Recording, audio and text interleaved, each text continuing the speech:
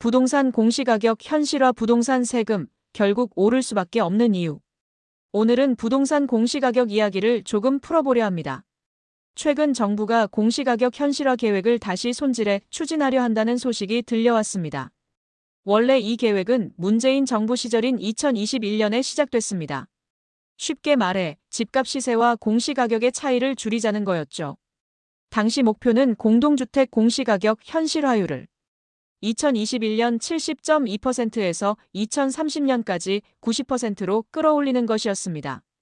하지만 윤석열 정부 들어 이 계획은 폐기됐습니다. 이유는 명확했습니다.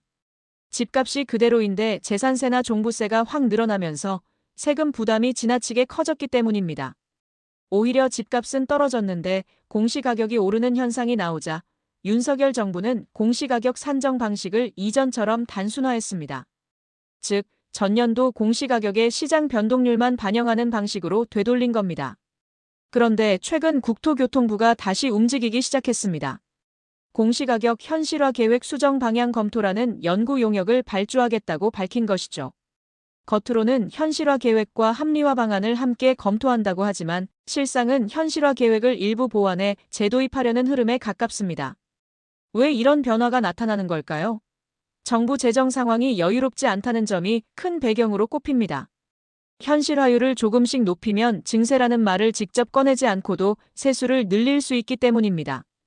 여기에 여당과 지지층이 전통적으로 자산 과세를 중시하는 성향이 있는 점도 작용한 것으로 보입니다. 그런데 여기서 한 가지 시각을 덧붙여 볼 필요가 있습니다.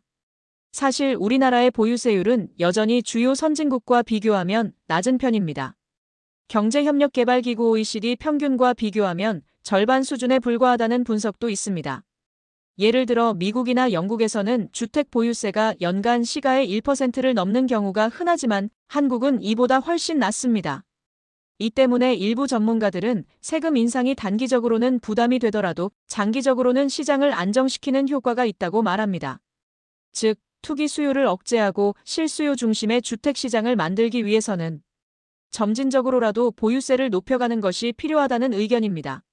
결국 앞으로의 방향은 단순히 세금 인상이나 완화의 문제가 아니라 세 부담과 시장 안정 사이에서 균형을 어떻게 잡느냐에 달려 있습니다. 정부는 세수 확보라는 현실적인 고민을 안고 있고 국민은 세금 부담이라는 숙제를 떠안게 되는 상황에서 공시가격과 보유세 논의는 앞으로도 뜨거운 쟁점이 될 것으로 보입니다.